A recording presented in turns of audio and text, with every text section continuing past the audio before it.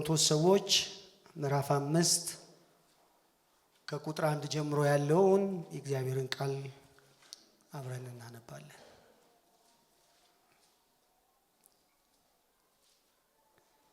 አንደኛ ቆሮንቶስ ምዕራፍ 5 ከቁጥር 1 ጀምረን እናነባለን። በአጭር ቃል በእናንተ መካከል ዝሙት እንዳለ ይወራል። የዚያም አይነት ዝሙት በአሕዛብ እንኳን የማይገኝ ነው። የአባቱን ሚስት ያገባ ሰው ይኖራልና። እናንተም ታበያችኋል፣ ይልቅስ እንድታዝኑ አይገባችሁምን?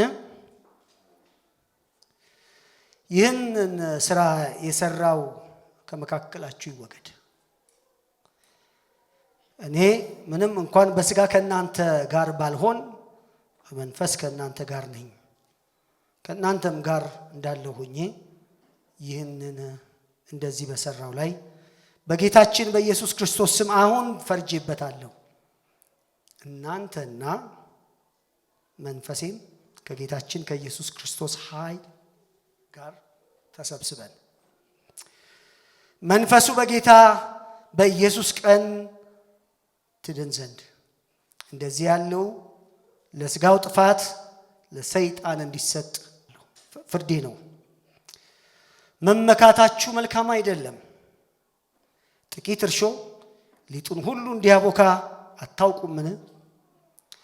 እንግዲህ ያለ እርሾ እንዳላችሁ አዲሱን ሊጥ ትሆኑ ዘንድ አሮጌውን እርሾ አስወግዱ። ፋሲጋችን ክርስቶስ ታርዷልና። ስለዚህ ይላል፣ ስለዚህ በቅንነትና በእውነት ቂጣን በዓልን እናድርግ እንጂ በአሮጌ እርሾ በክፋትና በግፍ እርሾ አይደለም። ከሴሰኞች ጋር እንዳትተባበሩ በመልእክቴ ጻፍኩላችሁ። በጠቅላላው የዚህ ዓለም ሴሰኞችን ወይም ገንዘብን የሚመኙትን ነጣቂዎችን ወይም ጣዖትን የሚያመልኩትን አላልኩም። ይህስ ቢሆን ከዓለም ልትወጡ ይገባችሁ ነበር።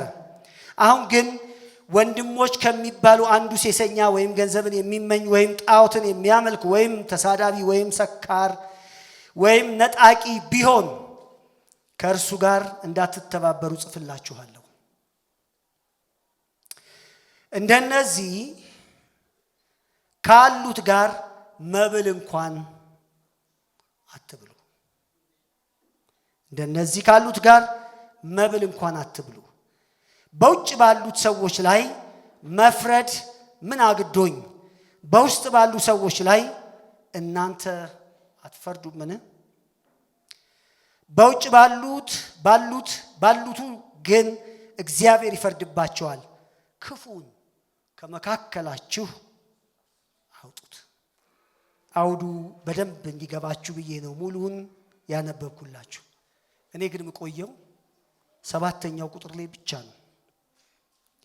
እንግዲህ ያለ እርሾ እንዳላችሁ አዲሱን ሊጥ ትሆኑ ዘንድ፣ ያለ እርሾ እንዳላችሁ አዲሱን ሊጥ ትሆኑ ዘንድ 1 አሮጌውን እርሾ አስወግዱ። 2 ፋሲጋችን ክርስቶስ ታርዷልና። 3 ስለ እነዚህ 3 ጉዳዮች ላነሳላችሁ ነው ዛሬ ያለሁት።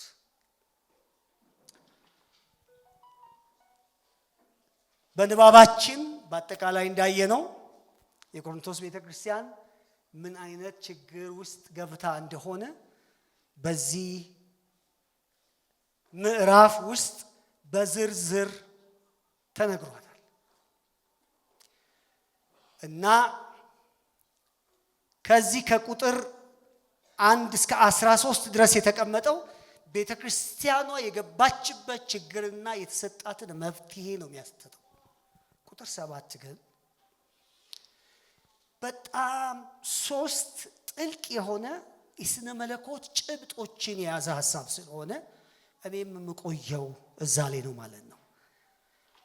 አንደኛው የሚያወራው ስለ ፋሲጋው ፍጻሜ ያነሳልናል አይደል? ፋሲጋችን ክርስቶስ ምን ብሏል? ታርዷል። ሁለተኛው የጽድቅና የቅድስናን ግንኙነት ያነሳልናል። ምን ብሎ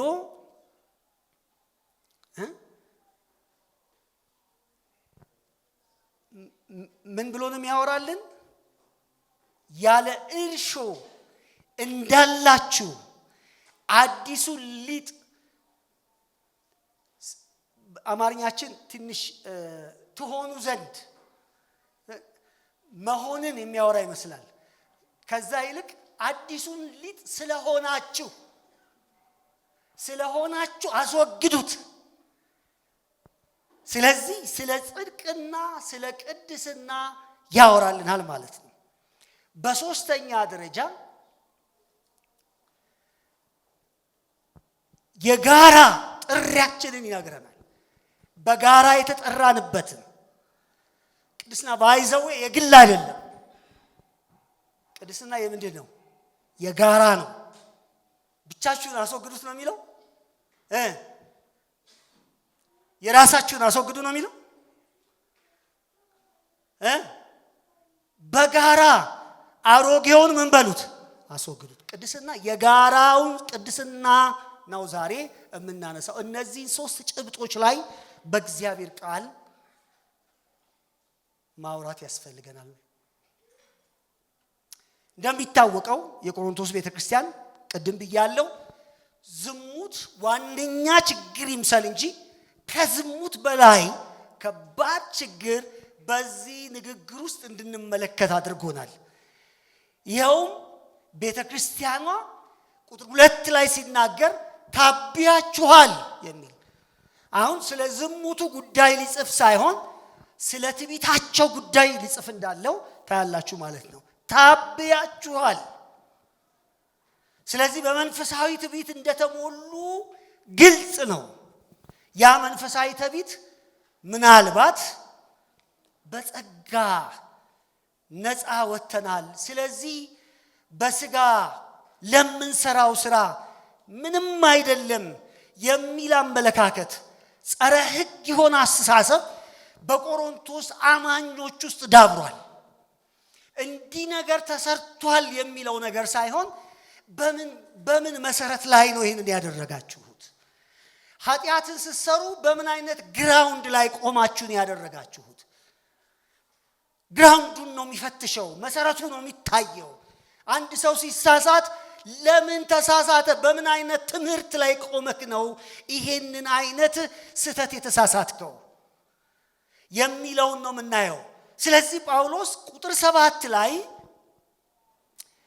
የሚነግረን ነገር ወይም የሚሰጠው መልስ እውነተኛው የእግዚአብሔርን ጸጋ በአግባቡ እንድንገነዘብ ነው የሚፈልገው ማለት ነው። ምክንያቱም እውነተኛው የእግዚአብሔር ጸጋ ሰውን ወደ ቅድስና እንጂ ወደ ኃጢአት ሊመራ እንደማይችል ነው የሚያስረግጠው ማለት ነው። ሰው በእግዚአብሔር ጸጋ የሚታመን ከሆነ የእግዚአብሔር ጸጋ ማንንም ወደ ምን መምራት አይችልም? ወደ ኃጢአት መምራት አይችልም። የእግዚአብሔር ጸጋ የሰው ድካም መሸፈኛ መሆን ፈጽሞኑ አይችልም ይለናል ጳውሎስ።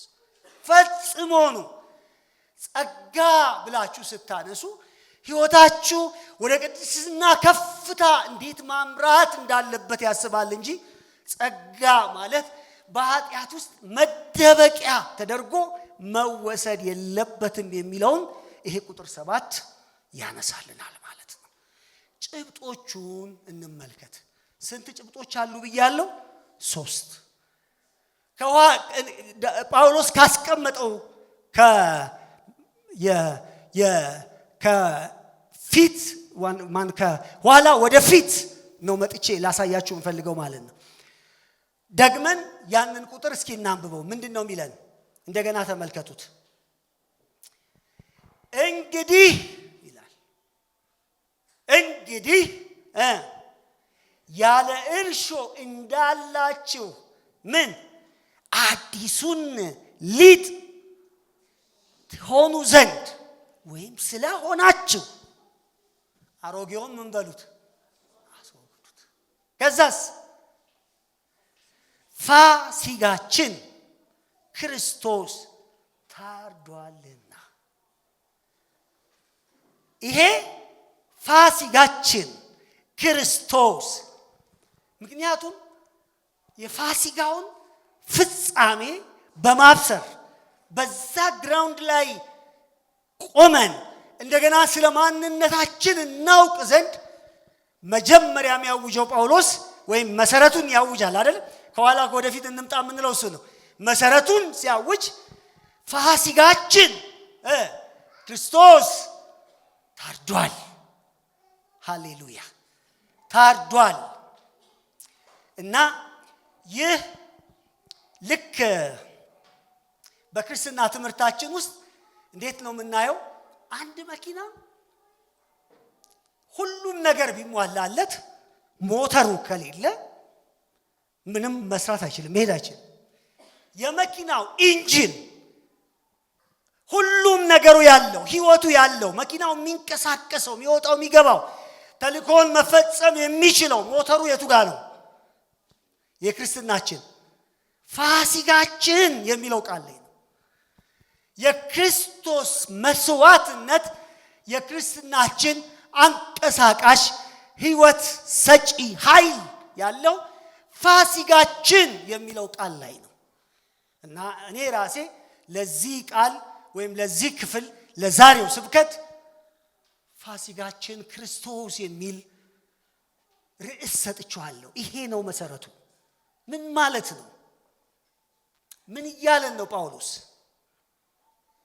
እያለን ያለው አይሁድ በየዓመቱ የሚያከብሩት የፋሲጋ በዓል እንዳለ ይታወቃል። ከነሙሉ ስርዓቱ ከነሙሉ የመስዋዕት ክዋኔው በአንድ የታሪክ አጋጣሚ ወይም ክስተት በክርስቶስ መስቀል ሙሉ በሙሉ ተፈጽሟል እያለን ነው ጳውሎስ። ተፈጽሟል፣ ተተክቷል። እናም ፍጻሜ አግኝቷል። ፋሲጋ ሙሉ መልኩን፣ ሙሉ ገጽታውን፣ ሙሉ ዓላማውን፣ ግቡን መምታት ችሏል። በማን በኩል? በመስቀሉ በኩል እያለ ፋሲጋ ካሁን በኋላ የአይሁድ ብቻ ባህል ሳይሆን በክርስቶስ ኢየሱስ ያመነ ሰው ሁሉ በዓሉ ነው። ፋሲጋ የኛም ነው ይላል። ይናጠቃል፣ ለአሕዛብ ሁሉ ይናጠቃል። ፋሲጋችን ይሄንን ታሪክ ታውቃላችሁ አይደለም? ዘጸአት ምዕራፍ 12 ላይ የእስራኤል ልጆች ከግብፅ ባርነት በሚወጡበት ጊዜ እግዚአብሔር የግብፅን በኩር መጥቶ እስራኤልን ነፃ ሊያወጣ ሲፈልግ በመስዋዕት በሚደረግ በግ ደም የእያንዳንዱን እስራኤላዊ ቤት ጎበኑን ቀብተው ሲወጡ ከዛ በኋላ ለትውልዳቸው ሁሉ ያለፈው ታሪካቸው እዚህ ውስጥ ተጠቅልሎ እንዳለ እኛ በግብፅ እንዲነበርን እግዚአብሔር በዚህ ሁኔታ ላይ ጣልቃ ገብቶ በበጉ ደም አማካኝነት አለፈን። ቁጣው አለፈን፣ መቅሰፍቱ አለፈን። እያንዳንዱ የመልአኩ ምንድነው መቅሰፍት ከላያችን ሄደ፣ አለፈ። ስለዚህ ፋሲጋ አሉት፣ ፓስኦቨር አሉት። ይህንን ማለፍ ስጋዊ ነው። መንፈሳዊውን ማለፍ ግን ሁሉም ደግሞ በእምነት በኩል ወደ ክርስቶስ ዞር የሚሉ ሁሉ ይቀዳጁ ዘንድ ፋሲጋችን ብሎ አዲስ በዓል ያውጃል አይደል? አዲስ በዓል ፋሲጋ የኛ ነው የማንም አይደለም ይለናል። ፋሲጋን መንጠቅ ብቻ ሳይሆን ሌላም ነገር ይነጥቃል። ፋሲጋ ከአሁን በኋላ የሚሰዋው በግ ሳይሆን ክርስቶስ ራሱ ነው። የፋሲጋው በግ ማን ነው? ክርስቶስ ነው ይላል። ሶስተኛው መሰረት ለመጣል ብዬ ነው ይሄንን የምናገረው። ፋሲጋችን ክርስቶስ ምን ብሏል? ታርዷል ብሎ መስዋዕቱ መፈጸሙን አንድ ጊዜ ለአንዴና ለመጨረሻ ለዘላለም እግዚአብሔር ይሄንን መስዋዕት ለሰው ማቅረቡን በዚህ መስዋዕት በኩል ጳውሎስ ምን እንደተከናወነ ይነግረናል። የክርስትና ሕይወት በሙሉ ከዚህ አንድ እውነት ጋር የተሳሰረ ነው ይለናል ጳውሎስ።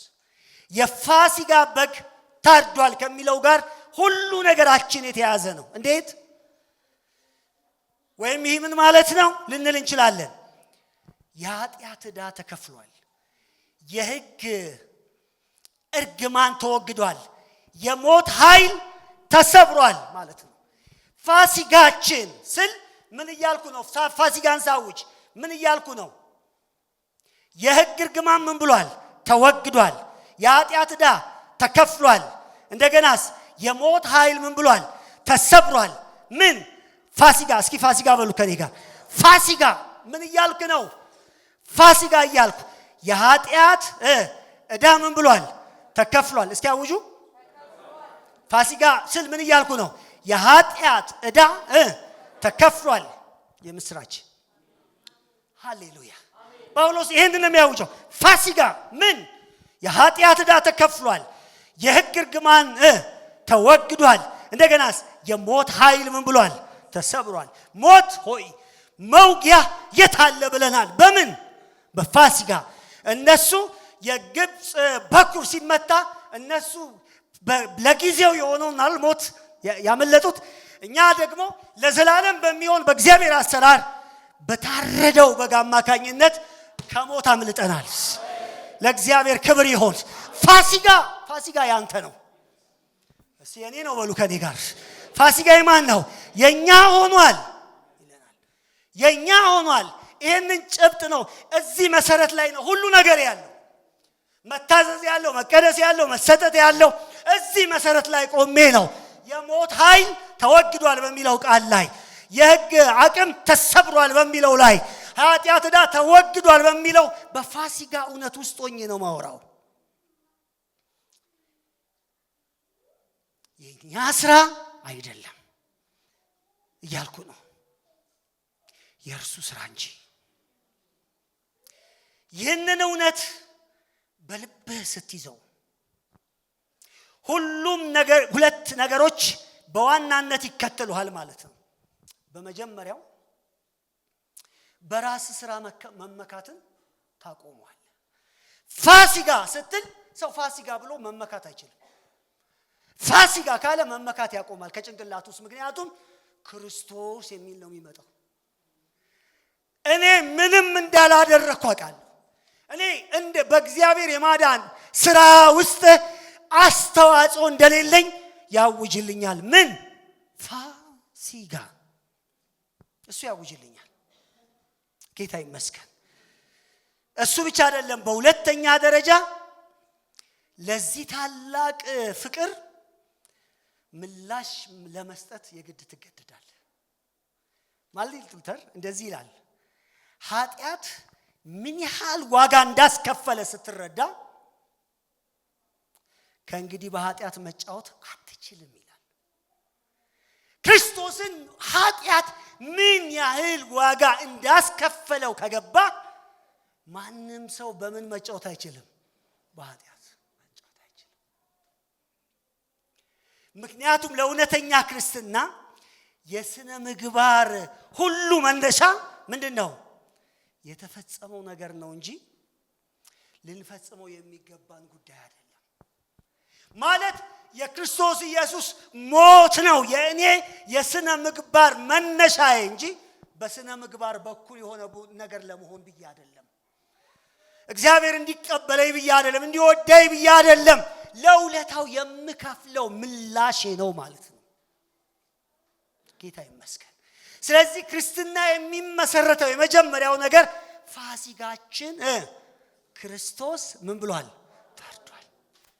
ታያችሁ? አሮጌውን ሊጥ አስወግዱ። ለምን? በትላንትናው አትመላለስ፣ እንደ ትላንትናው አትናገር፣ እንደ ትላንትናው አታስብ። ለምን? ፋሲጋ ክርስቶስ ምን ብሏል? ታርዶልሃል። ማለት የኃጢአት ዕዳ ተወስዷል። ሕግ ካንተ ተወግዶልሃል። የሞት ኃይል ተሰብሮልሃል። ፋሲካ ሆኖልሃል። ስለዚህ ፋሲካ እንደሆነልህ ተመላለስ ነው ክርስትና። የሆነልህን ነው በማንሳት መጀመሪያ የሚጀምረው ማለት ነው። በፋሲካ ምክንያት ምን ሆነ? ዋናው የሆነውን ነገር ሁለተኛውን ጭብጥ እንመልከት። ዋናው የሆነውን ነገር ምንድን ነው? ክርስትና ይህንን የሚያወራው ክርስትና የሆንከውን ሁን ነው። ለመሆን ሁን አይደለም የሚያስተምረው። የሆንከው ምንድን ነው? የሆንከው አዲሱን ሊጥ ሆነሃል አይልም እንዴ? አዲሱን ሊጥ ትሆኑ ዘንድ አይደለም የሚለው? እስኪ በሉት።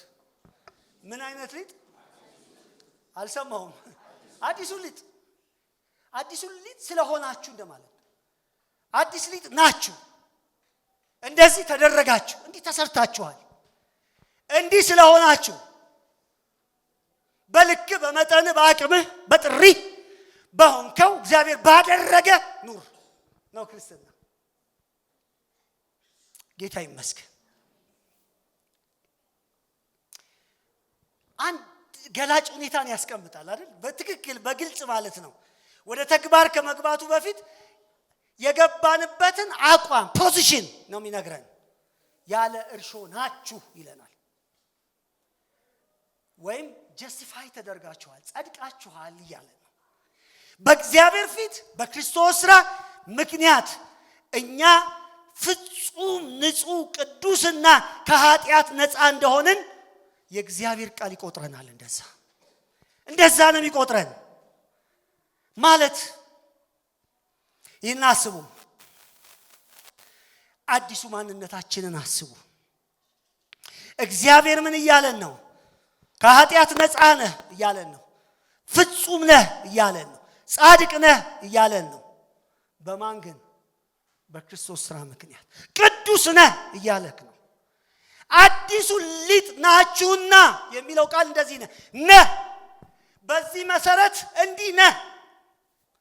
ለዚህ ሰው ይሄ አይገባም ነው የምትለው። እንዲህ ነህ። ጭብጡ እሱ ነው። ራስን ማወቅ ነው ዋናው ጉዳይ። ከዛ በኋላ አሮጌውን ሊጥ ምን በሉ? አልሰማሁም። ይሄ ቅድስና ነው። ጀስቲፊኬሽን ይቀድማል አይደል? መጀመሪያ ጻድቅ ነህ፣ ስለዚህ ተቀደስ። ቀላል አይደል? ንጹህ ነህ፣ እናስ ንጻ። የእግዚአብሔር ልጅ ነህ፣ ስለዚህ እንዲህ ኑር። ክርስትና ሁልጊዜ ከምን ነው የሚጀምረው?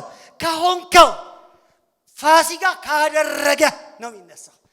እግዚአብሔር በአንተ ሕይወት ውስጥ ከሰራው ነው የሚጀምረው ማለት ነው። ለእግዚአብሔር ክብር ይሁን። እስቲ ይሄን ነገር ጥቂት ማየት ይገባናል ማለት ነው። ጳውሎስ ምን እያለን ነው የሚለውን እነዚህን ሁለት ነገሮች ልብ ማለት ይገባናል ማለት ነው። የመጀመሪያው ያለ እርሾ ናችሁ በማለቱ እምነታችንን ነው ማጽናት የሚፈልገው። የቆሮንቶስ ስለራሳቸው ያላቸውን አመለካከት ብሎም ደግሞ እኛ ራሳችን ስለራሳችን ያለን አመለካከት እንዴት ማጽናት እንደተፈለገ ተመልከቱ። ይህ ሙሉ ለሙሉ በእኛ ስራ የተገኘ ሳይሆን በማን ነው? በክርስቶስ ነው። እኛ እንዲህ ነን የምንለውን ነገር ሁሉ በፋሲካው በኩል የተገኘ ነው። ስለዚህ ይሄንን ካለ በኋላ ወዲያውኑ ደግሞ ምን ይለናል? አሮጌውን እርሾ ምን በሉ? አዲሱን ሊጥ ነህ፣ ስለዚህ አሮጌውን እርሾ ምን በል? በሉት። ምንድነህ? አዲስ ሊጥ ነህ፣ ስለዚህ አሮጌውን ምን በል? እንግዲህ ምን ማለት ነው? እግዚአብሔር በክርስቶስ ጻድቅ አድርጎ ስለቆጠረ ወይም የቆጠረ ሰው ስለሆንክ በተመሳሳይ ጊዜ በመንፈሱ አማካኝነት ከኃጢአት ደግሞ ልትነጻ ይገባሃል እያለ ነው። ጸጋ ሰነፍ አያደርግህም እያለ ነው። ይልቁኑ ጸጋ የተቀበልከው ልብ ጸጋን የሰጠውን አምላክ ለማስደሰት ከመጣር ወደ ኋላ እንድትል አያስችልህም እያለ ነው። ጽድቅ ስሩ ከሆነ ቅድስና ደግሞ ምንድነው? ፍሬው ነው ማለት ነው። የጸደቀ ሰው ሁሉ ምንን ያፈራል? ቅድስናን ያፈራል። ጽድቅ አንዴ ነው በህይወት የሚመጣው። በእግዚአብሔር ነው የሚደረገው፣ በክርስቶስ ነው የሚደረገው። ቅድስና ደግሞ ሂደታዊ የሆነ ያንተ ምንድነው? ለውጥክ ነው እያለን ነው። ጌታ ይመስገን። ስለዚህ ለቆሮንቶስ ሰዎች ጳውሎስ ምን እያላቸው ነው? ትዕቢታቸውን በግልጽ እየሞገተ ምንድነው የሚላቸው? በጸጋ ስለዳንን ኃጢአት ብንሰራ ምንም አይደለም የምትሉትን ተውትና ይላል ጳውሎስ። እሱን ተውትና በጸጋ ስለዳናችሁና አዲስ ፍጥረት ስለሆናችሁ ከእንግዲህ እንደ አሮጌ ማንነታችሁ መመላለስ የለባችሁም እያለ ነው። ጌታ ይመስገን። አሜን። ጳውሎስ ወደፊት ስለምንሆነው ነገር እያወራን አይደለም፣ ስለሆነው ነገር እያወራን ነው። ስለ አሁን እያወራን ነው።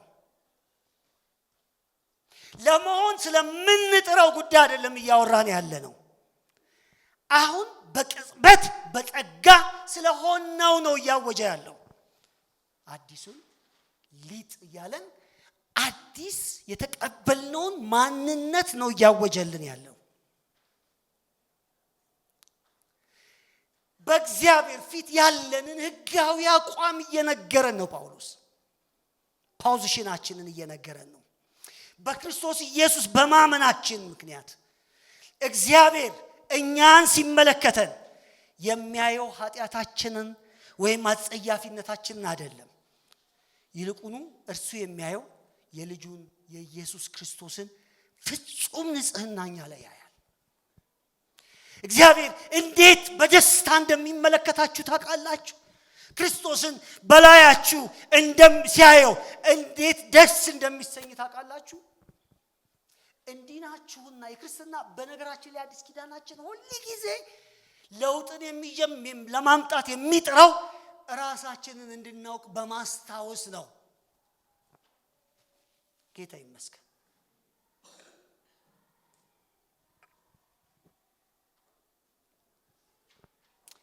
በእግዚአብሔር ፊት የተቆጠርንበትን ነገር በማወጅ ነው የሚቀጥለው የእግዚአብሔር ቃል። እንደው አንድ ምሳሌ ለዚህ መድረክ በጣም ብናገር ደስ ይለኛል። ጥሩ ምሳሌ። ምን አይነት ምሳሌ መሰላችሁ? አንድ ወቅት የተነገረ ምሳሌ ነው። አንድ ንጉሥ ወደ ከተማው ቆሻሻ ስፍራ እየጎበኘ ሲያልፍ እዛ አካባቢ ከዛ ቆሻሻ የሚበላ ከትርፍራፊው የወሰደ በጣም በጉስቁልና በድህነት በችግር ውስጥ ያለን ሰው ያገኛል። እና ያንን ሰው ካገኘ በኋላ በጭቃና በቁስል የተበከለ ይሄንን ለማኝ ንጉሱ በርህራሄ ተመልክቶት በራሱ ተነሳሽነት ያንን ለማኝ ወደ ቤተ መንግስቱ ያስመጣዋል በሰራተኞቹ አማካኝነት። ከዛ ወደ ቤተ መንግስቱ ካስመጣው በኋላ አንድ ውሳኔ ይወስንለታል። ከዛሬ ጀምሮ ልጄ ነህ ይለዋል። ምን ነህ? ልጄ ነህ። ከዛ የለማኙን ቆሻሻ ልብስ ያወልቃል፣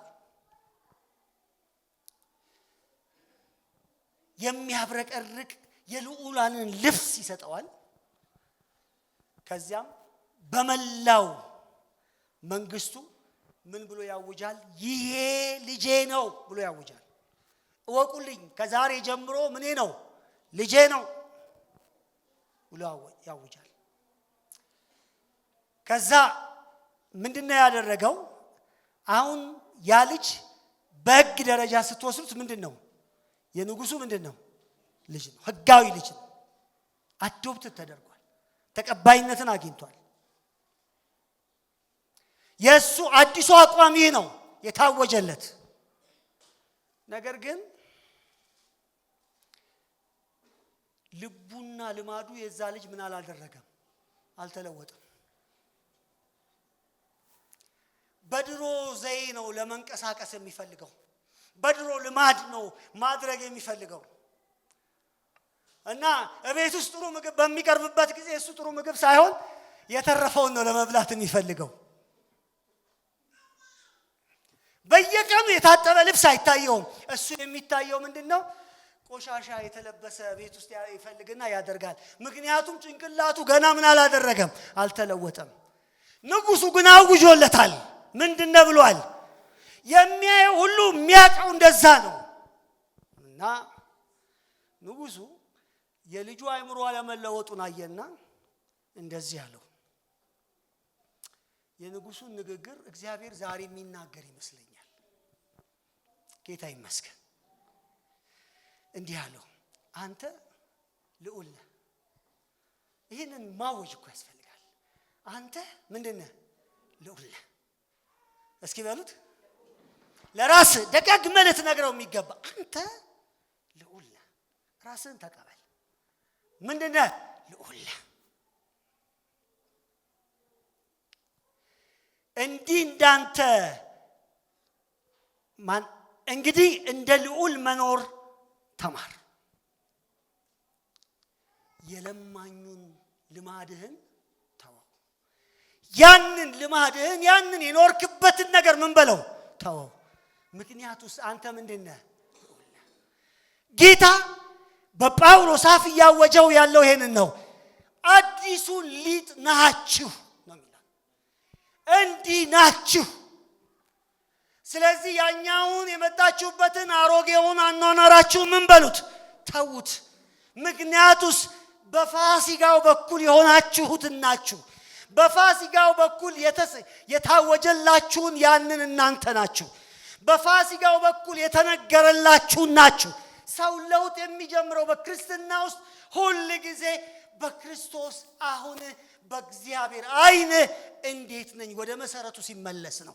ከሕግ ባርነት ነፃ መውጣቱን፣ የኃጢአት ይቅርታን ማግኘቱን፣ ከዚህ ሁሉ በላይ የሞት ኃይል ለእርሱ መሸነፉን ሲያውቅ በክርስቶስ እግዚአብሔር አሁን እንዴት እንደሚያየው ሲያውቅ፣ ለዚህ ነው ለቆሮንቶስ ቤተክርስቲያን ገና ሲጽፍላት የመጣችበትን ማንነቷ ላይ መሰረት አድርጎ ሳይሆን የሆነችውን በእግዚአብሔር ጸጋ መሰረት አድርጎ ገና ጽሑፉን ሲጀምር ምዕራፍ 1 ቁጥር 1 ላይ በቆሮንቶስ ላላችሁ ምን ቅዱሳን፣ ይሄ ሁሉ ችግር በውስጧ ያለ፣ አመጽ በውስጧ ያለ፣ ክፋት በውስጧ ያለ ለሷ የመለወጥ መነሻ በክርስቶስ ኢየሱስ በቤዛው በኩል የተደረገላት አሁን ያገኘችው ማንነት ነው። ለውጥን የምትፈልግ ከሆነ አሁን ማንነኝ ብለህ ራስህን ጠይቅ። ለውጥ ከሱ ነው የሚጀምረው። እግዚአብሔር በክርስቶስ ኢየሱስ አንተን ካደረገ ነው የሚጀምረው። ልዑል ነህ። አንተ ቆሻሻው እየታየ ነው። አንተ ያመጻው እየታየ ነው። አንተ ያድካሙ እየታየ ነው። ያ የትላንቱ ኑሮ እየታየ ነው። አሁን እኮ እንደዛ አይደለም። አንተ አሁን ምንድነህ? ልዑል ነህ። አሁን እኮ ልጅ ነህ። አሁን እኮ የተጠራህ ነህ። አሁን እኮ የሰማይ ሀገር ዜጋ ነህ። አሁን እኮ ሌላ ሰው ነህ። ይሄ ነው ባይብል በነገራችን ላይ በክርስቶስ ኢየሱስ የሆነውን ነገር በማወጅ ነው የሚጀምርልን። ታዋቂው የቤተ ክርስቲያን መጋቢ ቲም ኬለር ምን ይላል?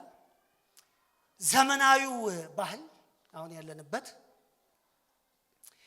ማንነትን ለማግኘት የሆነ ነገር አድርግ ይላል። የሆነ ነገር አድርግ። ዓለም የሚነግርህ ስኬታማ ከሆንክ ዋጋ ያለው ሰው ትሆናለህ ይልሃል። ቆንጆ ከሆንክ ተወዳጅ ነህ ይልሃል ማለት ትሆናለህ ይልሃል ማለት ነው። ማንነታችን በተግባራችን ላይ ይመሰረታል። ዓለም እንድትቀበል ከፈለክ አድርገህ ተገኝ ነው።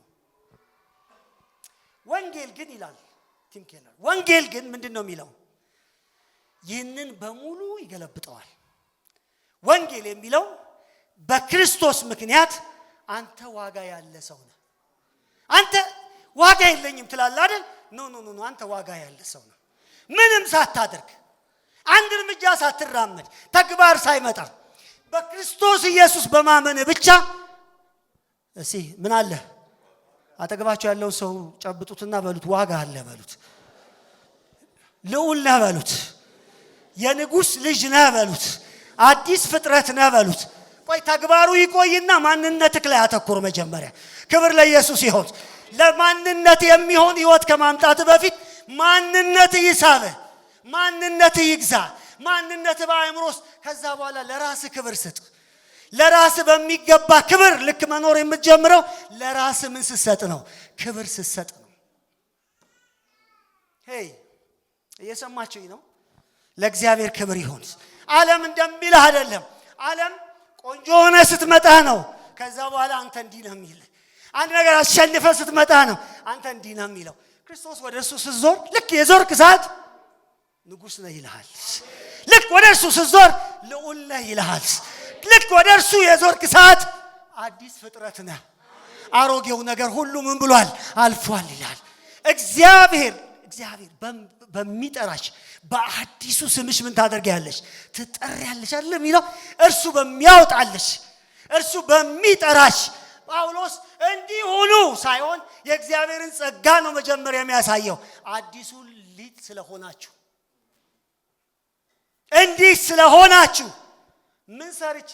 ፋሲካ ክርስቶስ ስለታረደ አዲሱ ሊጥ ነህ። ክርስቶስ ስለታረደ ስለሞተልህ ምንም ሳሰራ ኢሚዲየትሊ አዲስ ፍጥረት ነህ። እያንዳንዱን የጳውሎስን መልእክቶች ተመልከቱ። ኤፌሶንን ተመልከቱ፣ ተሰሎንቄን ተመልከቱ፣ ፊልጵስዩስን ተመልከቱ። የሚጀምረው ጽሑፍ በዚህ ያላችሁ ቅዱሳን ከተግባራቸው የተነሳ ይመስላችኋል? ከቅድስናቸው የተነሳ ይመስላችኋል? ከፍጽምናቸው የተነሳ ይመስላችኋል?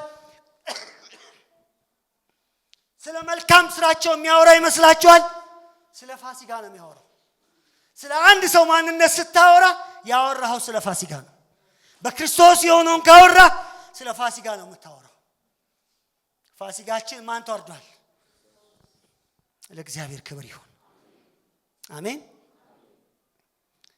ከዛ በኋላ ነው ሂድና ከዚህ አዲስ ማንነትህ በመነሳት ኑር የሚል ክርስትና። ከዚህ ተነስተ ኑር። ከምን ተነስተ? ከአዲሱ ማንነትህ ተነሳና ህይወትን ጀምር፣ መቀደስን ጀምር። ከማን ግን ተነሳ? ከአዲሱ ማንነትህ። እግዚአብሔር አንተን ከጠራበት ከአዲሱ ስምህ፣ ከአዲሱ ክብርህ፣ ከአዲሱ አሁን እግዚአብሔር አንተን ካየበት ማየት ተነሳና ከዚህ ጀምር። ጌታ ይመስገን። ያለ እርሾ ናችሁ ይለናል ጳውሎስ። የእናንተ ማንነት ተለውጧል። እናንተ ንጹህ ናችሁ፣ እናንተ ቅዱሳን ናችሁ፣ በእግዚአብሔር የተወደዳችሁ ናችሁ ብሎ ያውጃል ጳውሎስ። ይህንን እውነት በልብህ መያዝ ስትጀምር ኃጢአትን የማስወገድ ኃይል በቀላሉ ነው የምታገኘው። ብዙ ሰው ኃጢአትን ለማስወገድ ይቸገራል፣ ይውተረተራል፣ ይደክማል፣ ይለፋል፣ መልሶ እዛው ጭቃ ውስጥ ራሱን ያገኛል።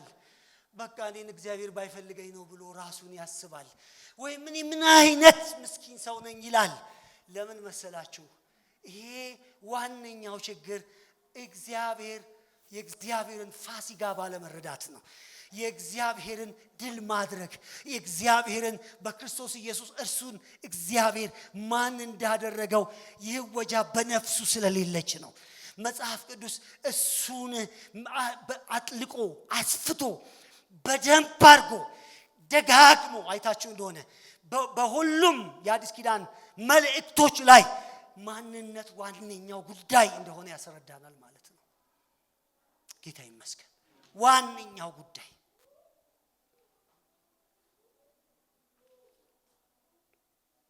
ዋነኛው ጉዳይ። ስለዚህ ነው ጳውሎስ ሁለተኛ ቆሮንቶስ ምዕራፍ 5 ቁጥር 17 ላይ ማንም ይላል በክርስቶስ ኢየሱስ ቢሆን ሰውን ከዚህ ውጪ ልረዳው አልችልም ይላል። ከዚህ እንደዚህ ተረድቼ ቢሆን ከዚህ በኋላ ልረዳም። ሰው በክርስቶስ የሆነን ሰው ክርስቶስን እንኳን እንደዚህ ተረድቼው ነበር፣ አቅልየው ማለት ነው፣ አሳንሼው። እኔ ማቀው ክርስቶስ ገሊላ ውስጥ የኖረ በናዝሬት ከተማ አናጢነት ተምሮ ያደገ በማህበረሰቡ አገልግሎት የሰጠ አንድ አሳች ደካማ አድርጌ ነበረ የወሰድኩት። ጭንቅላቴ ውስጥ ያለው ክርስቶስ እሱ ነበረ። አሳስቶ ካለፈ በኋላ የእርሱ ተከታዮች ስለሱ ውሸት እንዲያወሩ የተደረገ ተራ ምንደኛ አድርጌ ነበር የወሰድኩት። ምስኪን። አንድ ቀን በአንድ የታሪክ አጋጣሚ ያ የትንሣኤ ኃይል ተገለጠ ፊት ለፊት። ከዛ ሲገለጥ ምን አለኝ? ሳውል አይደል? ለምን ታሳድደኛለህ? ለምን የኔ የሆኑትን ታሳድዳቸዋለህ ነው እንዴ ያለው? ለምን አገልጋዮቼን ያለው እንዴ? ራሱን ከአገልጋዮቹ ጋር አይደንቲፋይ አድርጎ ክርስቶስ እንዲህ ከሆነ የሱ የሆኑትም እንደዛ ናቸው ማለት ነው። አሁን ስታዩአቸው ምስኪኖች ናቸው። እንዘምር የለ ሲታዩ ምስኪን መሳይ እንሌላ ስናያቸው ልብሳቸውን ያለወጡ ስናያቸው ተራዎች ሲደምቁ እንደ ፀሐይ እነሱ ምኖቼ ናቸው ብለን ዘመርን። ባልንጀሮቼ ናቸው አብረውኝ ደስ ይበላቸው አይደል? ስንታይ ምስኪን፣ ስንታይ ተራ፣ ስንታይ እዚህ ግባ ማንባል። በክርስቶስ ሆነን ስንታወቅ ግን ሌላ ፍጥረት፣ ሌላ አቅም፣ ሌላ ብርታት፣ ሌላ ጉልበት ያለብን ለእግዚአብሔር ክብር ይሁን። ይህንን በክርስቶስ ኢየሱስን ማቀውን ለወጠብኝ። ያ ደማስቆ፣ ያ አጋጣሚ፣ ያ የክብር መገለጥ ስለ እርሱ ያለኝን አመለካከት እንደለወጠ ስለ አንድ ያለ አማኝ ያለኝን አመለካከት ሁሉ ምን ብሏል? ለውጧል። ያ ፋሲካ ማንነቴን፣ ታሪኬን፣ ምንነቴን አጠቃላይ ቀይሮታል ይላል። ቀይሮታል። በዚህ ያሉት ሁሉ የእርሱ የሆኑት ሁሉ በጸጋ የተጠሩት ሁሉ አሮጌው ነገር ሁሉ አልፎላቸው ከክርስቶስ ጋር ምን ሆነዋል? አዲስ ሆነዋል። አዲስ ፍጥረት ሆነዋል።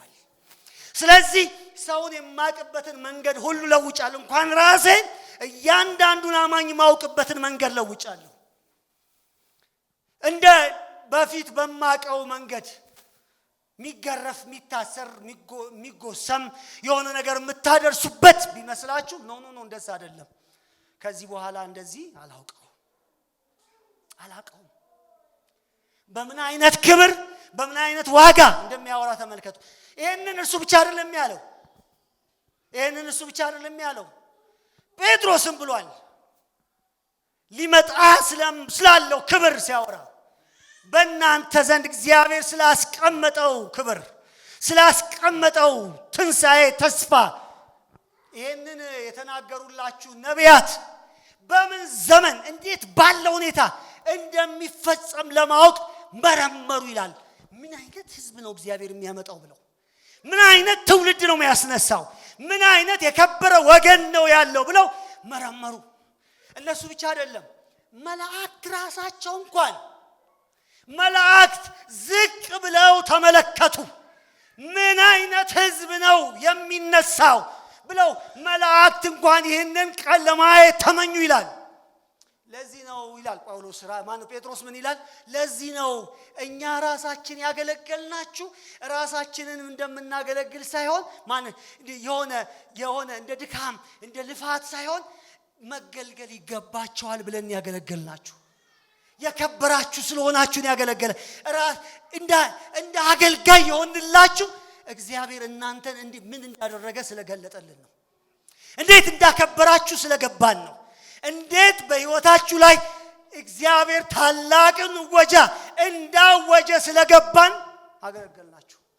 ሐዋርያት ለማገልገል የቀኑለት፣ መላእክት ለማየት የናፈቁት፣ የነቢያት ለመመርመር ለመድረስ እዛ ጉዳይ ላይ የናፈቁት አዲስ የትንሣኤ ማንነት በክርስቶስ ኢየሱስ ለኛ ተሰጥቶናል፣ ተችሮናል። ጳውሎስ ለኤፌሶን ክርስቲያኖች ሲጽፍ ምንድነው የሚላቸው? ስለዚህ ስለ ማንነት ጉዳይ ሲያነሳ ይገርመኛል። ምዕራፍ 3 ላይ የተናገረው ነገር ማለት ነው። የኔ መከራ መቀበል የእናንተ ክብር ነው፣ አይዟችሁ ይላል። ምክንያቱም መከራ መቀበል ይገባኛል ስለናንተ። ምክንያቱ ደግሞ ይሄ ነው። እግዚአብሔር በእናንተ ላይ ያስቀመጠው ልዩ ጥበብ አይናችሁ ቢከፈት፣ ያስቀመጠባችሁ ክብር፣ ያስቀመጠባችሁ ማንነት ቢከፈት፣ ይህንን መላእክት ጉዳይ ብለው ዋና ነገር ብለው ሊደመሙ፣ እነዚህ ክፉዎቹ ብቻ አይደሉም እኮ መንፈሳዊ ቅዱሶቹ እንኳን ሊደመሙባችሁ ያላችሁ ልዩ ፍጥረቶች ናችሁ ይላል። ክርስትና የሚጀምረው ሁል ጊዜ ከማንነት እወጃ ነው ወገኖቼ ሆይ።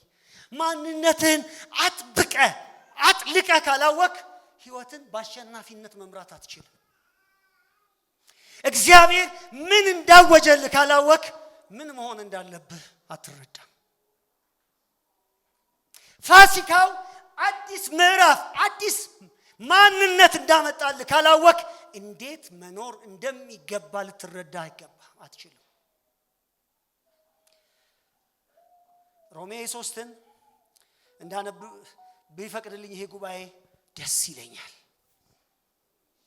ጌታ ይመስገን።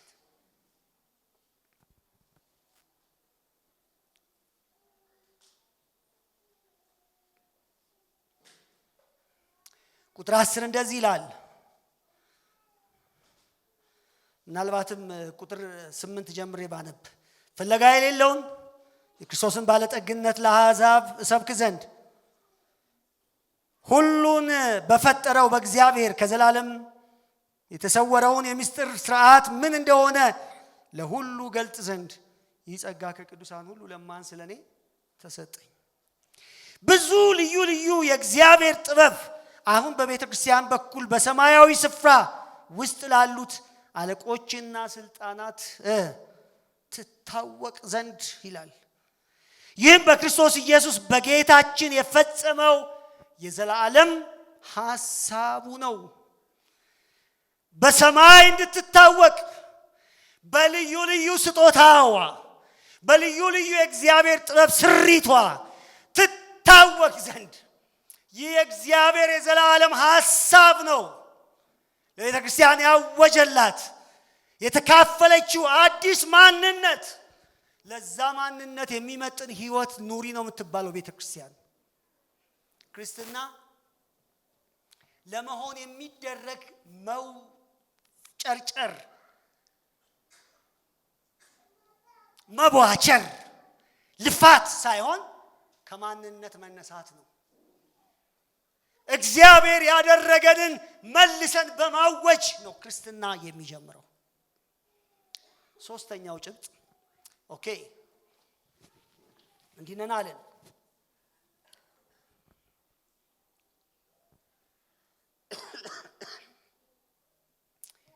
ወደ ሶስተኛው ጭብጥ ስንመጣ እንዲህ ስለሆናችሁ ሊጡን ሁሉ ምን ይሁን አለ ያለ እርሾ ይሁን። ፋሲካ ስለታረደ ምን ሆነናል? ፋሲካችን ክርስቶስ ስለታረደ ኃጢአት ምን ብሏል? ተወግዷል አይደል? ሕግ ምን ብሏል? ተሽሯል። ሞት ኃይሉን ምን ብሏል? አጥቷል። እዚህ መሰረት ላይ አዲስ ማንነት ደግሞ ምን ብላችኋል? ተጎናጽፋችኋል። እናንተ አዲሱን ምንድናችሁ? ሊጥ። ስለዚህ አዲሱ ሊጥ ስለሆናችሁ ምኑን አስወግዱ? አልሰማሁም። አውጁታ እንደገና አሮጌውን። ስለ ቤተ ክርስቲያን የጋራ ንጽህና ያነሳል። በነገራችን ላይ ቅድስና በቤተ ክርስቲያን የግል አይደለም የጋራ ነው። ምን ማለት እንደሆነ በጥቂት ተናግሬ ሐሳቤን አቋጫለሁ። በሽም በዚህ በዘመናዊው አስተሳሰባችን ውስጥ ምዕራባዊ ወለድ የሆነ ስነ ልቦና ሳናውቀው ምን ብለናል? ገንብተናል። ስለዚህ ግለኝነት በሁሉም ረገድ በተለይ ደግሞ በዚህ በህይወታችን ውስጥ ማለት ነው። አንዳንድ ጊዜ ኃጢአት ስንሰራ ጉባኤውን የሚነካ አይመስለንም። አይመስላችሁም? የሚነካ አይመስለንም። ብበድል እኔ ነኝ የምበድለው፣ ብሳሳት እኔ ነኝ የምሳሳተው። ጉባኤውን ምን ይነካዋል? ምንም አይነካውም። በወስን እኔ መዋሸው ጉባኤውን ምን ይነካዋል? ምንም አይነካውም። በመነዝር እኔ ማመነዝረው ጉባኤውን ምን ይነካዋል? ምንም አይነካውም። እንዲህ አይነት ጉባኤ ግለኛ ጉባኤ ቤተክርስቲያን በዘመናዊ ዓለም ገንብታለች። ቤተክርስቲያን እንዲህ መሆን አትችልም። ምክንያቱም የአንድ ሰው ኃጢአት የራሱ የግል ኃጢአት ነው ተብሎ አይወሰድም። ምክንያቱም መጽሐፍ ቅዱስ እንደዚህ አይለንም። እኔን ምን አገባኝ የሚል አመለካከት ክርስቲያን ሆኖ ሲዋሽ ብታገኝ፣ ክርስቲያን ሆኖ ሲያመነዝር ብታገኝ፣ ክርስቲያን ሆኖ በተገለጠ ኃጢአት ውስጥ እኔ ምን አገባኝ አይደል? እኔ ምን አገባኝ። ጉባኤ ላይ እኮ ኢፌክቱን እያየኸው ነው። ምን ያገባኝ የሚለውን ነገር በኋላ ታየዋለህ። ኢፌክቱን በሁሉ አቅጣጫ እያየኸው ነው። አሉታዊ ኢፌክቱን ማለት ነው።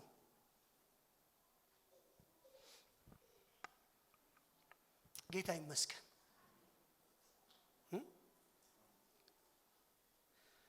እኛ አካል ነን። እንዲያስቡ ቅድም አቤሎ ነግሮናል አይደል? ማን ነው የሚሰናከል ይላል ጳውሎስ። እኔ አልሰናከልም።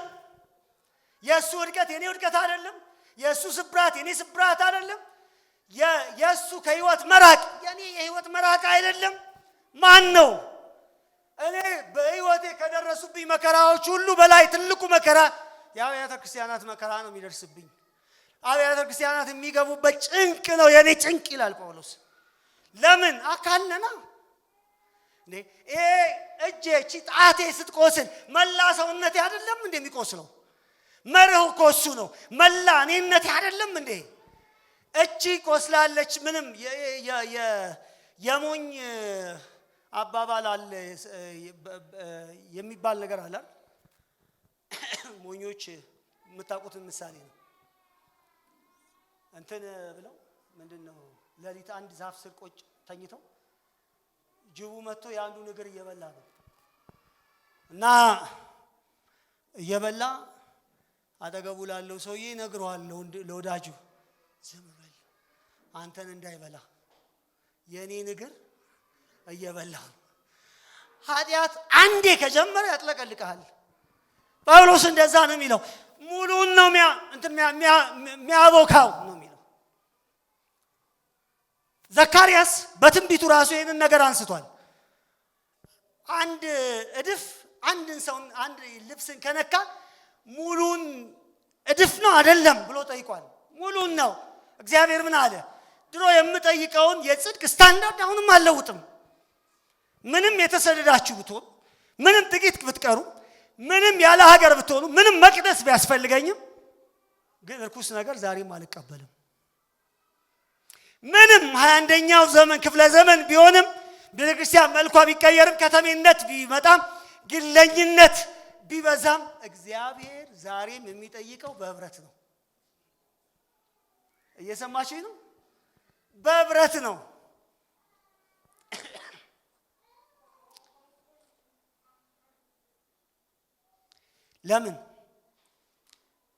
ለምንድን ነው በህብረት የሚሆንበት ምክንያት?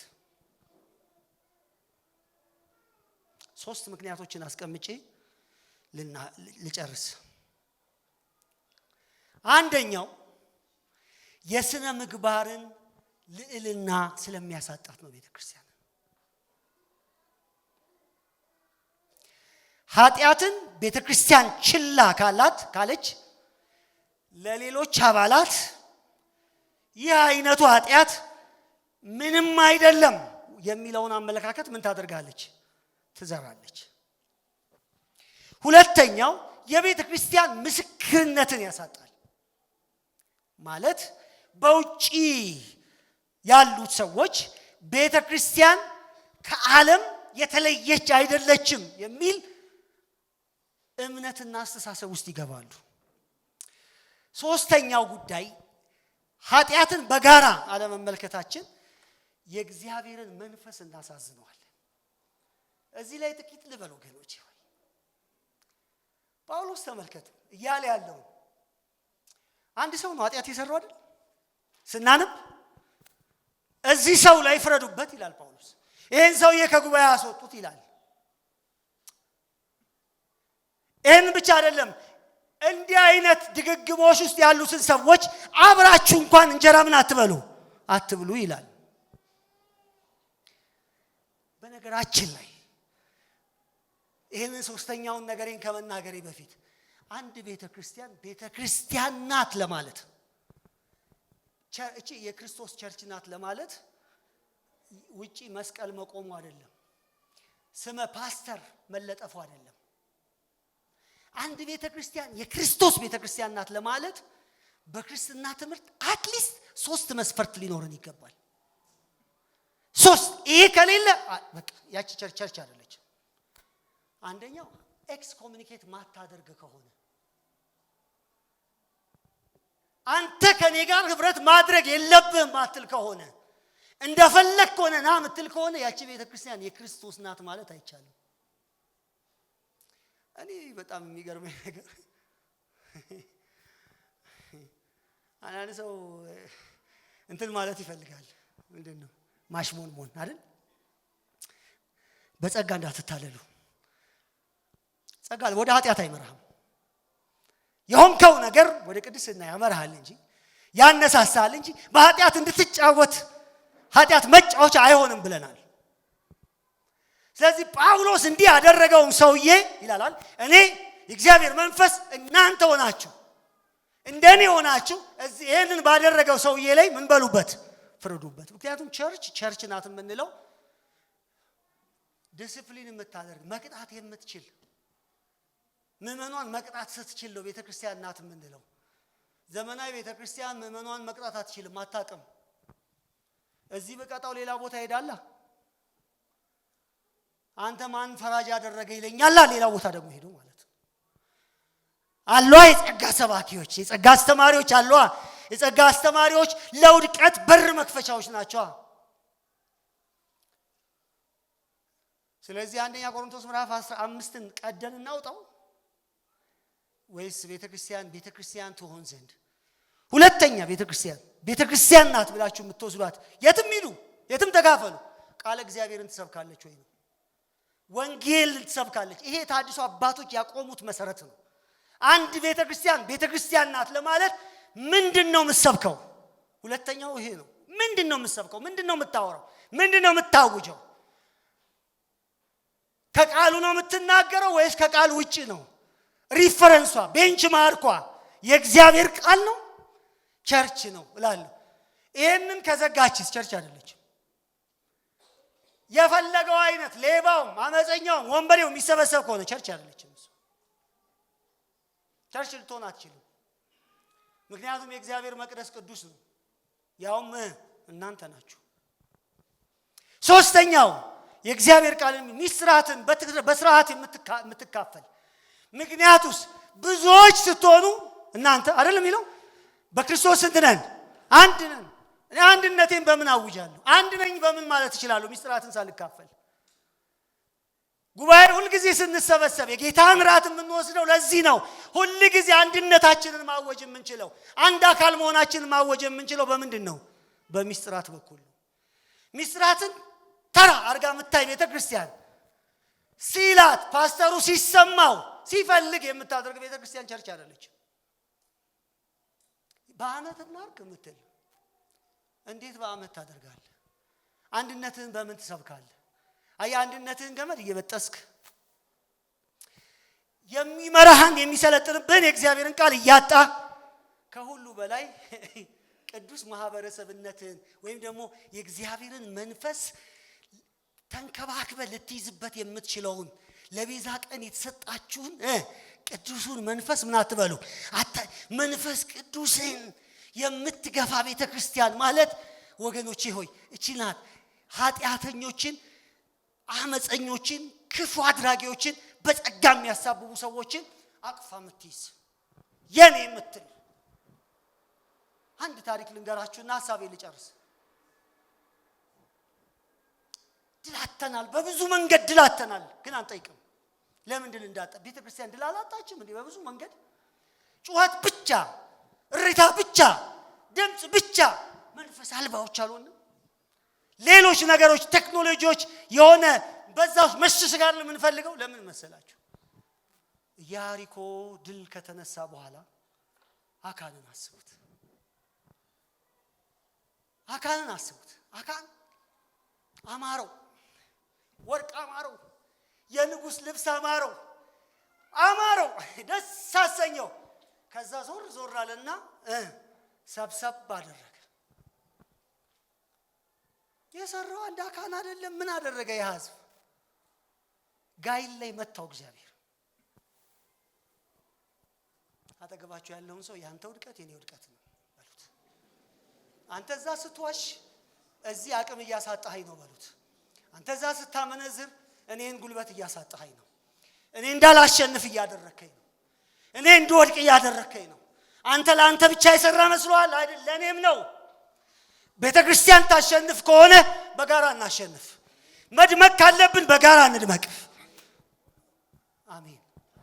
ዘመናዊ ቤተክርስቲያን አይታችኋል? እዚህ መድረክ ላይ በሚወዛወዘው ሰውዬ ላይ ነው የተመሰረተችው። የእግዚአብሔር ሕልውና ይዞልን የሚመጣው እዚህ መድረክ ላይ የሚወዛወዘው ሰውዬ ነው። እግዚአብሔር ሕልውና እሱ ጋር ነው ያለው። እኔ ድሮ ከኦርቶዶክስ እንወጣ የእግዚአብሔር ሕልውና ለኛ የት ነበረ? ቤተክርስቲያኑ ነበራል። ሄደን እንሳለማለን፣ ታቦቱን እንጠብቃለን አይደል? ምጽዋት እንሰጣለን።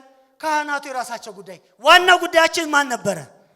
ቤተ መቅደሱ ነበር። ታስታውሳላችሁ አይደለም? ከዛ የወጣችሁ ሰዎች ስለዚህ ለምሳሌ ያማረ የስነ ህንጻ ውበት የያዘው ስላሴ እዚህ ጋር ቢኖር ድክም ያለችዋን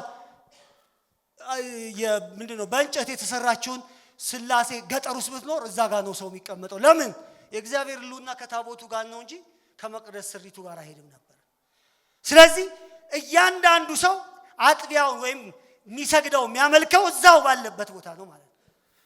እዚህ አካባቢ መድኃኔዓለም ካለ ቦሌ መድኃኔዓለም አይሄድም። ምክንያቱም የእግዚአብሔር መገኘት ማጋ ስለሆነ ታቦቱ ላይ ስለሆነ ወየው ብለን ከዛ የእግዚአብሔር መገኘት በቁስ ላይ አይሆንም፣ የእግዚአብሔር መገኘት በሰው ላይ ነው ብለን ወጣን፣ በህብረት ላይ ነው ብለን ጥሩ አደረግን። ከዛ ጥቂት ከሄድን በኋላ ስውር ነገር የሚገለጥላቸው ሰዎች የእግዚአብሔር መገኘት ይዘው የሚንቀሳቀሱ ሆኑ። ወይም የተሾመ ስልጣን ያላቸው ሰዎች የእግዚአብሔርን መገኘት ይዘው የሚንቀሳቀሱ ሆኑ። ከሌ የሚባል ሰባኪ ጋር ነው ሰው የሚዞረው። ሀገር አቋርጦ እግዚአብሔር መገኘት ማጋ ስላለ የቱ ይሻላል? አወዳቱት እንደው በሰውኛ ማለት ነው። እንደው ጉዙ ላይ አይሻልም? ቢያንስ ዋጋ አትከፍልም፣ ገንዘብ አታወጣም አይደል? ከቦታ የሱ እጅ እስኪያገኝ ድረስ የእግዚአብሔርን ጉብኝት አትፈልግም ቢያንስ ማለት ነው። እግዚአብሔር መገኘቱን ያደረገው በህብረቱ ላይ ነው፣ በህዝቡ ላይ ነው። መጽሐፍ ቅዱሳችን የሚነግረን እሱ አይደለም? ማን ነው? መዝሙር 114 ላይ ከያዕቆብ አምላክ ፊት ባህር አየች ይላል አይደል? ሸሸች። ለምን? ይሁዳን እግዚአብሔር መቅደሱ አድርጎ ነበረ። እግዚአብሔር በህዝቡ መጥቶ ነበረ። እግዚአብሔር የቂጣን በዓል ባደረገ በነጻ ከአመጽ በተለየ ህዝብ በሱ መራመድ ጀምሮ ነበር። ባህር አየች። ምን አደረገች? ሸሸች። ታዲያ ለምን ታውከን ይላል ጸማሪው። ለምን? ያ ክብር፣ ያ ኃይል፣ ያ ሞገስ፣ ያ መገለጥ፣ ያ መገኘት ወዴት ሄደ? ምክንያቱም እግዚአብሔር በአንተ ድክመት፣ በአንተ አመጻ፣ በአንተ ውሸት እግዚአብሔር ከጉባኤው ሸሸ። በአንተ ምንዝርና የኔ ብቻ ብለህ ስለምታስብ ያንተ አይደለም። አንተ ይዘኸኝ ጣልከኝ፣ እኔ አንተ ልጅክ ጣልኩክ። እና አብረን እንነሳ፣ ክፉን ከመካከልህ አርቅ ነው የሚለው መጽሐፍ። በጋራ ተቀደስ። እግዚአብሔር የጋራ ቅድስና ነው ያለው። አማኞች እናንተ አካል ናችሁ። በዘመናዊ አስተሳሰብ ኃጢአት ግለኛ አይደለም። ያንተ ጉዳይ እኔን ይነካኛል። አለዛ አያችሁ ይሄንን ማምጣት እንዴት ከባድ እንደሆነ በዚህ ዘመን። ለዚህ እኮ ነው መጽሐፍ ቅዱስ ሁለት ሆናችሁ ብትሰበሰቡ ያለን። ቁጥር ላይ ባናተኩር ጥሩ ነው። ንጽህና ላይ ብናተኩር ይቻላል። ሁለት ሆናችሁ የምታስሩት ይታሰራል። በአንድ አይነት አቋም፣ በአንድ አይነት የህይወት ምልልስ፣ በአንድ አይነት መንፈስ፣ ዋው፣ በአንድ አይነት ልብ። እባክሽ ይሄ አካል ነው። የኔ ጉዳይ ምንም አይደለም አትበይ። የኔ ስህተት ምንም አይደለም፣ የኔ ውሸት ምንም አይደለም አትበይ። የኔ ማመን ምንም አይደለም አትበይ። ይሄ አካል ነው። ይሄ አንድነት ጉዞ ነው። ይሄ ህብረት ድል ነው። በየሜዳው የተሸነፍነው ለዛ ነው። ርብርብ እናርግ። የአንድ ሰው ጉዳይ እናድርገው ወገኖቼ ሆይ። የፓስተሩ ጉዳይ እናድርግ፣ የቅድስና ጉዳይ የኔ ጉዳይ ነው። ወንድሜ ሲስት ባየው ለምን ሳትክ ማለት አለብኝ፣ መመለስ አለብኝ፣ ኖ ማለት አለብኝ። ወንድሜን ገንዘብ ማድረግ አለብኝ። የኔ ጉዳይ ነው። ቅድስና የጋራ ጉዳይ ነው። የጋራ አጀንዳ ነው። የጥቂቶች ጉዳይ አይደለም። የመድረክ ጉዳይ አይደለም። እያንዳንዳችን ስንቀደስ ኢያሪኮ ይፈርሳል። ኢያሪኮአችን ዛሬ በኢያሪኮ ስንዞር፣ በየተራራው ስንዞር፣ በየችግሩ ስንዞር የለውጥ ያለ ስንባል ሶስት ነገሮች አፍን አደረጉብን። አንድ ህይወታችን በጣም ደብል ስታንዳርድ ሆነ። በጣም ለደብል ስታንዳርድ ህይወታችን ታልፎ ተሰጠ። ፋሲካን ያደረጓን መስላለን። የደብል ስታንዳርድ ባህሪ ያመጣን። ሁለተኛ ምስክርነታችን ጠፋ። ጴንጤ ሲባል ይሄው በየማህበራዊ ድረገጽ ታዩል የለ። ጴንጤ ሲባል ይሄው ስማችንን ታዩል፣ ስድባችንን ታዩል። አረ እኔ እንደነሱ አይደለሁም ብትል እንኳን ነህ እየተባልክ፣ አረ እነሱ አይወክሉኝም ብል ይወክሉሃል እየተባልክ፣ አረ ከዚህ ጋር አትቁጠሩኝ ብል ትቆጠራለህ። ምን ታመጣለህ? ምን ታመጣለህ?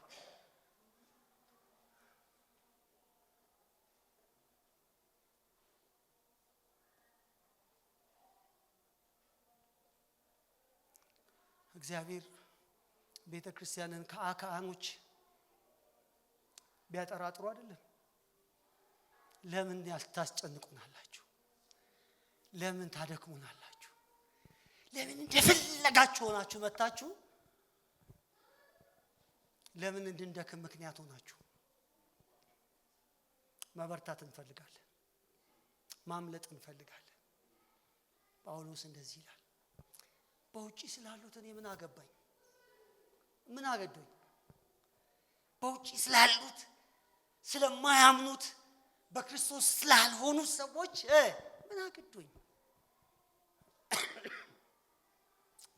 ስለናንተ ወገኖቼ ሆይ ስለ ቅዱሳን ቅድስና ካልጸለያችሁ፣ ግድ ካላላችሁ፣ ካልጮኻችሁ ፋሲካን አታጣጥሟት። ፋሲካ ድንቅ ብስራት ናት። የከበረች ሌሊት ናት። የምታስገርም የእግዚአብሔር ጉብኝት ናት። ፋሲካ ድንቅ መታለፍ ነው። ወደ ታላቅ ማንነት መምጫ ነው። ውበታችንን ድምቀታችንን በጋራ እንድናጣጥም አንድ መንፈስ ያስፈልገናል። መለኮታዊ ዩኒፎርሚቲ፣ መለኮታዊ አንድነት መልክ ያስፈልገናል። እንዲህ ባለው ሰው ላይ ምን በሉ እስቲ በሉ፣ አረ ጮክ በሉ። ያያችሁ አሁን ገማሽ እንዴት ምናምን እስቲ ቃሉ ከኔ ጋር በሉት። ባይብል እኮ ነው የሚለው። ሌላ ጥቅስ ጭንቅላት ውስጥ ይመጣል። እንዴት ፈርዳለሁ? እንዴት በወንድሜ ላይ እንደዚህ በለው። አሁን ደግሞ ከኔ ጋር እንድትለው ፈልጋለሁ። እንዲህ ባለው ላይ እንዴት ባለው ላይ መልሼ ላምብሮና ልጨርስ። እንዴት ባለው ላይ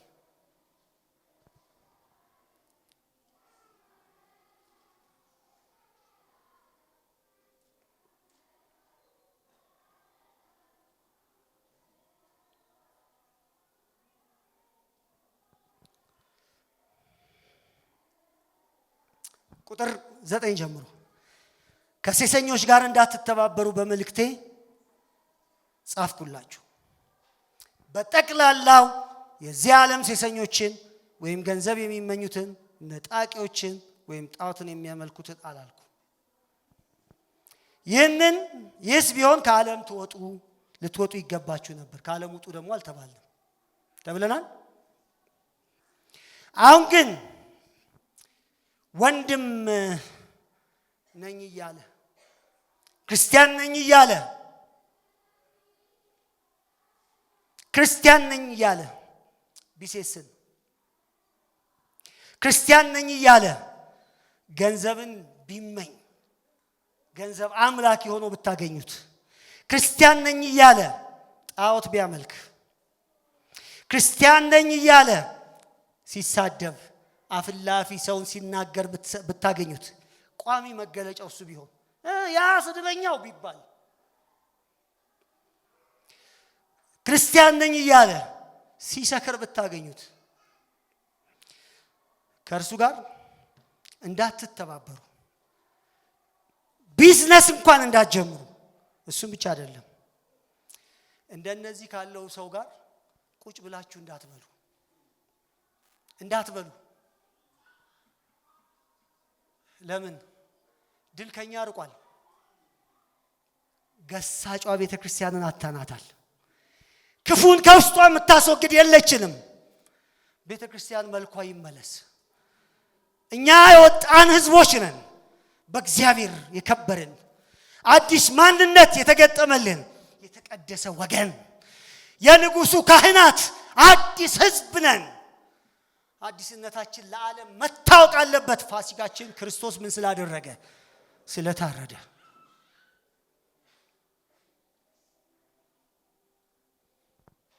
ያንተ ብርታት የኔ ብርታት ነው በሉት አጠገባችኋለሁ ያንተ መቀደስ የኔ መቀደስ ነው በሉት አንተ ስትዋብ እኔ እዋባለሁ በሉት አንተ ስታሸንፍ እኔ አሸንፋለሁ ያንተ ድል የኔ ድል ነው ያንተ ክብር የኔ ክብር ነው አንተ ባለህበት እኔ ያለው ይዘኝ ትወርዳለህ ወይም ይዘኝ ትወጣለህ እኔና አንተ አንድ ነን ምክንያቱም ምንድነን እሲ አካል ነን በሉ አካል ነን ስለዚህ ውድቀታችሁን እንደ እንዳትመለከቱት እሺ እንደ ግል ጉዳይ ፐርሰናል እንዳታደርጉት ፐርሰናል የሚባል ነገር ክርስቲያን ከሆንክ በኋላ አይሰራም ምንም ፐርሰናል ነገር የለም አካል ውስጥ ነው ያለው ብልት ውስጥ ነው ያለው ወይ ብልቱን ያነሳዋል ወይ ብልቱን አንዱ ብልት ሲከብር አብሬ ይከብራለሁ አንዱ ሲዋረድ አብሮ እጄ ሲቆረጥ እጄ ብቻ ነው የተቆረጠው ቆራጣ እጅ ያለው ነው የሚባለው ቆራጣ እጅ ነው የሚባለው እንጂ የተቆረጠ እጅ ይባላል እንዴ የቆራጣ እጅ ነው የምትባለው አንተ ስትደክም እኔ ደክማለሁ አንተ ስትነሳ እኔ እነሳለሁ ለምን ፋሲካችን አልሰማውም አረበሉት ጮክ በሉ አውጁት ማን ይታረደልህ ማን ነው ቤዛ የሆነልህ ለማን ነው ቤዛ የሆነው እስቲ ላይ ለሁላችንም በሏ እንደገና ለሁላችንም በሏ